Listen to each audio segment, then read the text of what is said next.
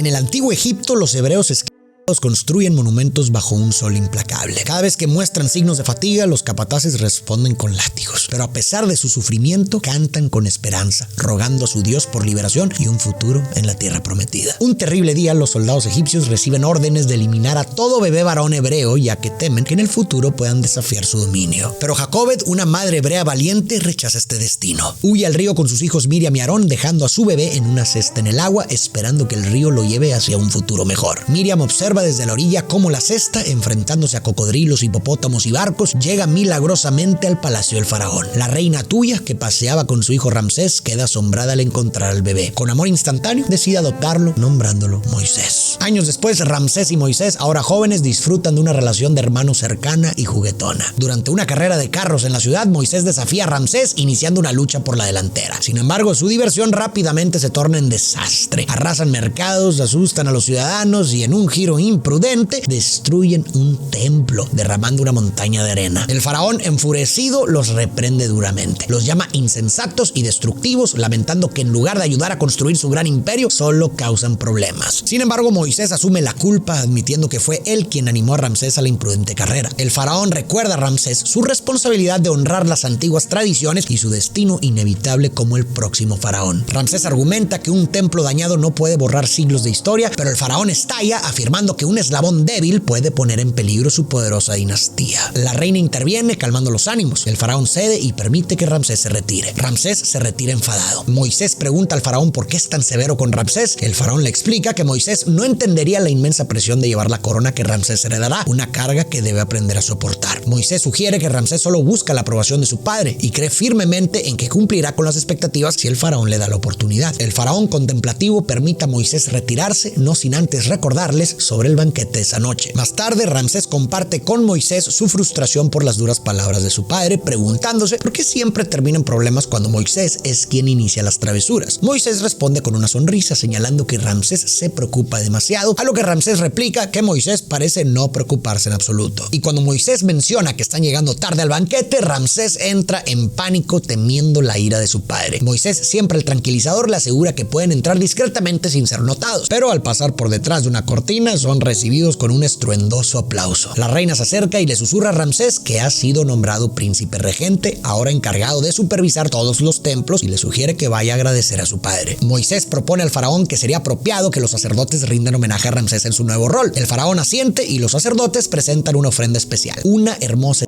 llamada Séfora. Ramsés se acerca a ella, pero Séfora, indomable, casi muerde su mano. Sorprendido, Ramsés ofrece a Séfora a Moisés como regalo, pero ella con orgullo declara que no es propiedad de nadie, menos aún de un príncipe mimado. Moisés exige respeto a Séfora como príncipe de Egipto, pero ella responde que no merece ningún respeto. Entre un tenso forcejeo, Moisés sujeta la cuerda que la ata y cuando Séfora exige que la libere, Moisés accede para hacerla caer en una piscina. La reina, observando la escena, se muestra decepcionada. Ramsés, por otro lado, no puede contener su risa y ordena que sequen a Séfora y la lleven a los aposentos de Moisés, y aprovechando el momento, nombra a Moisés el primer arquitecto real, entregándole un anillo simbólico. Más tarde, Moisés, con la conciencia pesada, busca a Séfora en su habitación para disculparse, pero se da cuenta de que ella ha huido. Desde la ventana ve a la mujer con un camello a punto de ser descubierta por los guardias, y Moisés decide distraerlos para permitirle escapar. Intrigado, Moisés la sigue y la observa encontrarse con dos hebreos. Son los hermanos de Moisés, Miriam y Aarón, quienes le ofrecen agua. Mientras Séfora inicia su largo viaje, Moisés la observa alejarse, sintiendo una conexión inesperada. Miriam, emocionada al ver a Moisés, le revela a un incrédulo Aarón que siempre supo que Moisés regresaría a ellos. Pero Moisés, confundido, no entiende sus palabras. Miriam le explica que no es un príncipe egipcio, sino su hermano, hijo de Jacobed. Moisés, sacudido por la revelación, amenaza con castigar a Miriam por tal osadía. Aarón interviene, pero Miriam insiste, contándole que su madre lo puso en un cesto en el río para salvarlo del faraón. Moisés, enfurecido, amenaza con hacer que Miriam se arrepiente de sus palabras.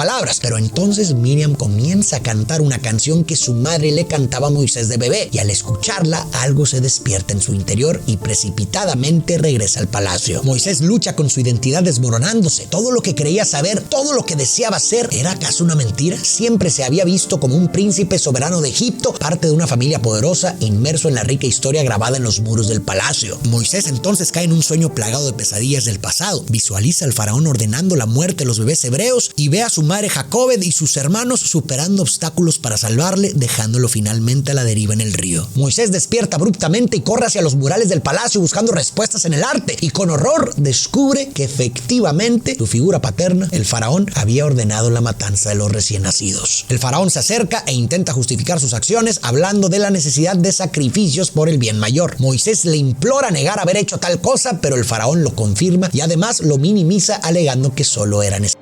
Moisés, horrorizado, se aleja. Confronta a su madre adoptiva en el lugar donde fue encontrado en la cesta. La reina intenta consolarlo, abrazándolo y asegurándole que es su hijo y que lo aman, pero el daño ya está hecho. Más tarde, Ramsés comparte con Moisés su ambicioso plan de restaurar y embellecer el templo, superando cualquier otro monumento en Egipto. Mientras Ramsés habla, Moisés observa conmovido el cruel trato a los hebreos, sintiéndose impotente. La situación se vuelve insostenible cuando Moisés ve a un anciano siendo torturado y en un intento de detener al guardia lo empuja accidentalmente del patíbulo, causándole la muerte. Conmocionado, Moisés decide abandonar el reino. Ramsés intenta convencerlo de quedarse, prometiendo que olvidarán el incidente, pero Moisés sabe que nada puede borrar lo que ha sucedido. Ramsés suplica a Moisés que no se vaya, pero Moisés le revela que no es quien Ramsés cree y le aconseja preguntarle al faraón. Después se despide de su hermano. Vagando por el desierto, Moisés sufre la inclemencia del sol y la falta de agua. Tropieza rompiendo su sandalia y frustrado se despoja de sus vestimentas y joyas egipcias, excepto del anillo que Ramsés le dio. Por si fuera poco, repentinamente una tormenta de arena lo envuelve, pero por fortuna un camello con una bolsa de agua lo encuentra. Moisés intenta alcanzar la bolsa y logra sujetarla, pero se desmaya. El camello lo arrastra hasta una fuente, donde recupera fuerza. Al ver a dos bandidos molestando a unas niñas, libera sus camellos para distraerlos. Sin embargo, el agotamiento lo vence y cae en un pozo de agua. Las niñas intentan rescatarlo, pero justo en ese momento aparece Séfora. Al reconocerlo, decide dejarlo caer. En breve, unas ancianas rescatan y cuidan a Moisés. Luego, Yetro, padre de Séfora y sumo sacerdote de Madián, lo acoge con calidez y lo invita a cenar como invitado de honor. Durante la cena, Yetro agradece los alimentos y presenta a Moisés como un joven valiente, pero Moisés se muestra reacio a aceptar elogios, creyendo no haber hecho nada digno de honor. Yetro, sin embargo, le recuerda que salvó a Séfora de Egipto y defendió a su otra hija de los bandidos, señalando que Moisés tal vez no comprenda su verdadero valor. Yetro canta entonces una canción que tiene las siguientes líneas: un solo hilo de tapiz, aunque sea de un color brillante, no sabe su propósito en el patrón del gran diseño. La roca que reposa en la cima de la montaña no es más importante que las rocas de la base. La valía de un hombre no se mide por cuánto ha ganado, sino por cuánto ha dado. ¿Cómo puedes saber el valor que tiene tu vida? No se puede ver a través de los ojos del hombre, sino a través de los ojos del cielo. La historia de este personaje de Moisés es un relato de desmoronamiento y reconstrucción de identidad. Inicialmente, Moisés disfruta de su posición de poder y prestigio como príncipe de Egipto, creyendo que su valía reside en su estatus y posesiones. Sin embargo, esta percepción de sí se desvanece cuando descubre su verdadero origen, lo que lo hace sentir insignificante sin tener estos pilares que creía que le conferían valor. Su transformación inicia justo aquí con esta canción, porque aquí empieza a adoptar una visión más trascendental de la vida y de sí mismo. Yetro le revela cómo mirar la vida desde los ojos del cielo. ¿Qué significa esto? Significa ver el valor de una persona no por sus logros materiales o posición social, sino por su calidad humana, sus actos y lo que ofrece a los demás. Significa ver todas las partes de un sistema como fundamentales y valiosas sin importar su posición o visibilidad. Y este lente le permite a Moisés comprender que su verdadero valor no proviene del poder o la riqueza, sino de su capacidad para servir a otros y de contribuir a un propósito mayor que él mismo. Y este cambio será esencial para abrazar una misión que le será revelada pronto. Además, ver con los ojos del cielo es algo que resuena fuertemente en un mundo donde a menudo se enfatiza el éxito individual y material. Cuando sintamos nuestra visión limitada, intentemos ponernos los lentes del cielo. Quizás esta perspectiva nos aliente a buscar un propósito que trascienda lo material y a reconocer el valor inherente de cada persona y a entender que, en el gran esquema de las cosas, somos todos interdependientes y esenciales. Moisés asienta en la vida de la tribu de Yetro, trabajando arduamente y cuidando las ovejas junto a Séfora, con quien su amor crece día a día hasta que deciden casarse. Una mañana, al notar la falta de una abeja, Moisés se encuentra con una cueva donde ve una zarza ardiendo de manera sobrenatural. En eso, una voz divina lo llama por su nombre y le ordena quitarse las sandalias, pues está en tierra sagrada. Al reconocer que se encuentra ante el Dios de sus antepasados, Moisés se quita las sandalias y escucha atentamente. Dios le revela su plan de liberar a los hebreos del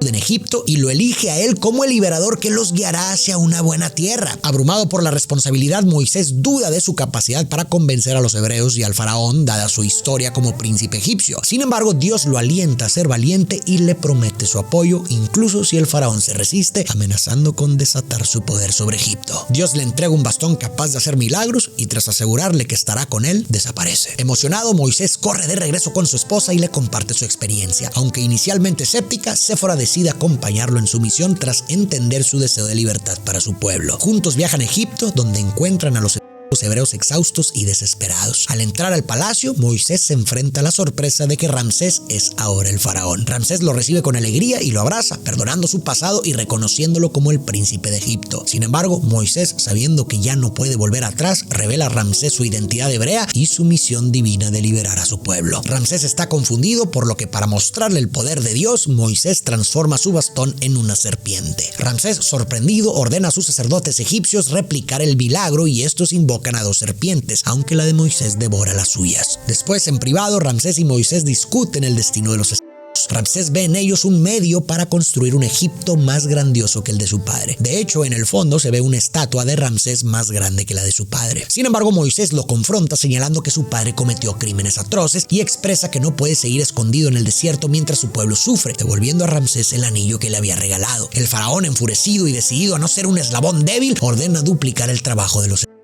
Para muchos, Ramsés es el villano de la historia, pero un análisis más profundo muestra que es un personaje trágico atrapado en luchas personales. Vimos que desde su infancia la enorme presión de convertirse en faraón y las críticas severas de un padre exigente marcaron su desarrollo y psique. Vemos que Ramsés busca incansablemente la aprobación de su padre, deseando sentirse seguro y valorado, pero esta búsqueda se convierte en una carga que lo acompaña hasta la adultez, afectando su conducta y sus decisiones. Esta herida paterna de Ramsés se manifiesta en su obsesión por superar a su padre, que es evidente en su ambición de construir un Egipto más grandioso y en erigir una estatua propia más grande. Por otro lado, también se refleja cuando ante la solicitud de Moisés de liberar a los hebreos, Ramsés utiliza las palabras de su padre y declara que no será el eslabón débil, viendo esta petición como un ataque a su fortaleza. Convencido de que su padre había manejado bien la situación con los hebreos, ceder significaría para Ramsés admitir debilidad y confirmar los temores paternos, marcándose como el eslabón débil de su dinastía. Además, como vimos, Ramsés ve a los esclavos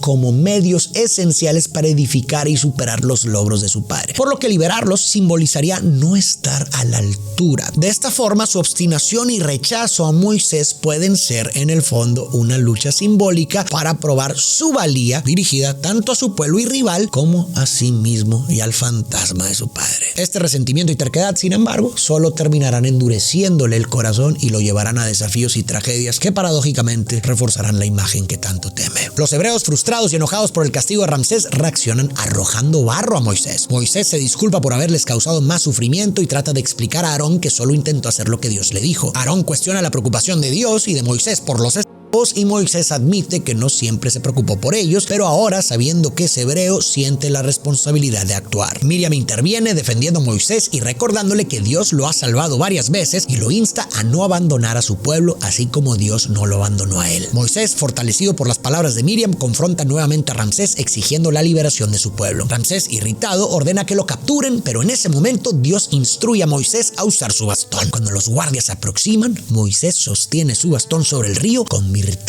el agua en sangre, lo que ahuyenta a los guardias. Los sacerdotes egipcios, intentando contrarrestar el milagro de Moisés, usan un polvo rojo para simular un milagro similar en una pequeña basinica. Ramsés, aún renuente, pide a Moisés que abandone su inútil misión y se aleja, pero Moisés susurra que esto solo es el comienzo. Aarón duda, alegando que los sacerdotes de Ramsés hicieron lo mismo que Moisés y que Ramsés sigue teniendo poder sobre sus vidas. Pero Moisés anima a los recordándoles que el faraón puede quitarles todo menos su fe, y les asegura que pronto verán las maravillas de Dios y alcanzarán la libertad. Ante la negativa de Ramsés, Dios desata su ira sobre Egipto con plagas de ranas, insectos y animales y lluvias de granizo y fuego, afectando a guardias, sacerdotes y al propio faraón. En un momento de calma, Moisés se acerca nuevamente a Ramsés rogándole que libere a su pueblo, pero Ramsés, terco, se niega a ceder. Moisés recuerda entonces un momento de la infancia cuando Ramsés intercambió las cabezas de los dioses en el templo, provocando caos y temor entre los sacerdotes. Ramsés. Ramsés le recuerda a Moisés que fue cómplice y aunque admite que Moisés siempre lo metía en problemas, también admite que siempre estaba allí para ayudarlo. Parece que están reconectando, pero en ese momento el hijo de Ramsés interrumpe preguntando si Moisés es el responsable del caos actual. Este recordatorio enfada a Ramsés, quien reconoce que sí, pero no entiende por qué. Moisés argumenta que ningún reino debería construirse sobre la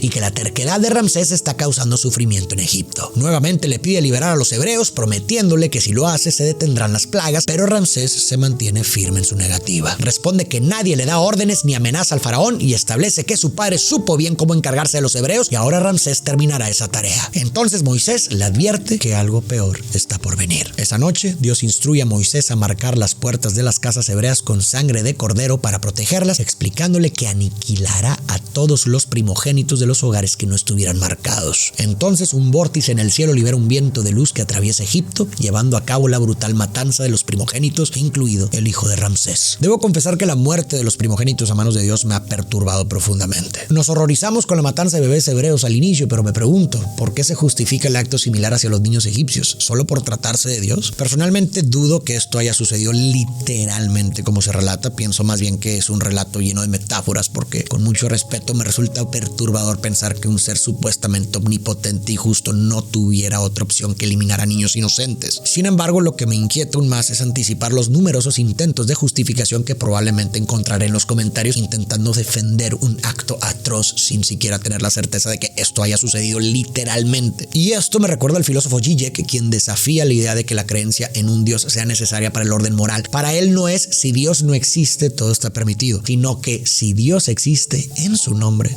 todo está permitido.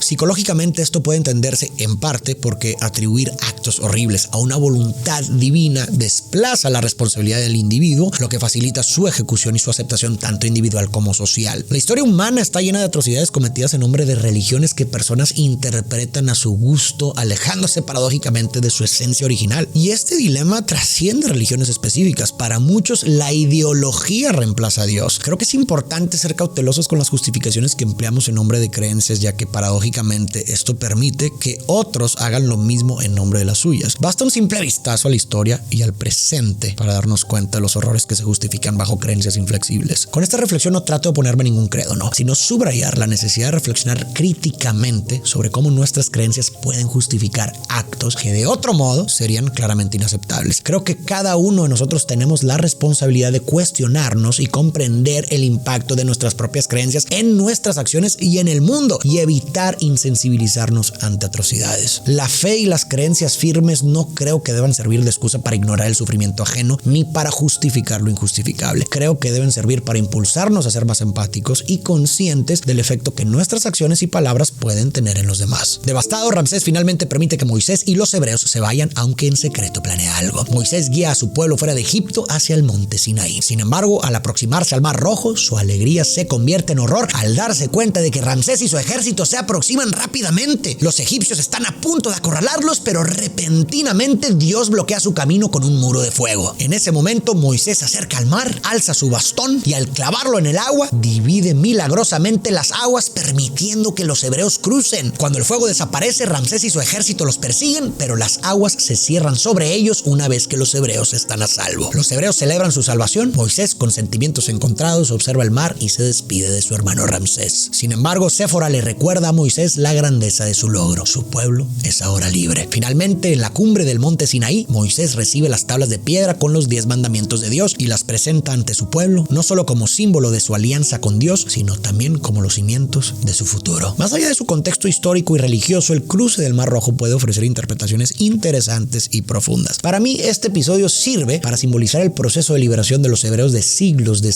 en Egipto y también sirve como alegoría de cualquier viaje hacia un nuevo comienzo. En primer lugar, los hebreos, sumidos en una opresión asfixiante durante 400 años, se encontraban ante una situación aparentemente sin salida, situación simbolizada por el mar que bloqueaba su camino hacia la libertad. Y este escenario también retrata momentos de nuestras vidas en los que las circunstancias parecen insuperables y la esperanza comienza a desvanecerse. Pero a pesar de la opresión, los hebreos nunca perdieron la fe en su liberación. La fe es poderosa porque ofrece seguridad incluso incluso en las peores circunstancias, y se convierte en el cimiento de toda esperanza y acción futura. Sin fe no existe impulso hacia adelante ni razón para creer en una vida mejor. Es la fe la que transforma lo imposible en posible, simbolizada por la milagrosa división del Mar Rojo, que refleja el poder de la fe para abrir caminos donde parecen no existir, permitiendo a los hebreos caminar hacia un futuro prometedor. Pero en todo proceso de transición es importante despojarse del pasado. Así que conforme van avanzando los hebreos hacia su futuro, los egipcios, que simbolizan la opresión, la esclavitud, van ahogándose en el mar. De esta interpretación se desprenden dos lecciones fundamentales sobre los nuevos comienzos, y con esto quiero terminar. La primera lección es que la fe es esencial para abrir caminos y guiarnos a través de lo que parece infranqueable, para encontrar salidas en situaciones aparentemente sin esperanza y para perseguir un futuro mejor. Y la segunda lección es que para dar paso a lo nuevo es necesario despojarse de lo viejo y dejar atrás el pasado, dejar atrás aquello que nos ha definido pero que ya no nos sirve, para abrazar plenamente un nuevo comienzo y una identidad renovada. Si quieres que relate y reflexiones sobre tu historia favorita o responda a dudas o comentarios, puedes volverte miembro del canal dando clic aquí abajo donde dice unirse. Esto te dará acceso a muchos beneficios exclusivos, además de que estarás apoyando inmensamente el canal. Si quieres ver más relatos, reflexiones e interpretaciones de historias, puedes darte una vuelta por el canal. Si buscas un poco, tal vez encuentres tu historia favorita. Y por si no lo sabías, tengo 3 libros publicados que puedes pedir desde cualquier parte del mundo. Aquí abajo te dejo la liga. Muchas gracias por tu apoyo. Nos vemos en el próximo video.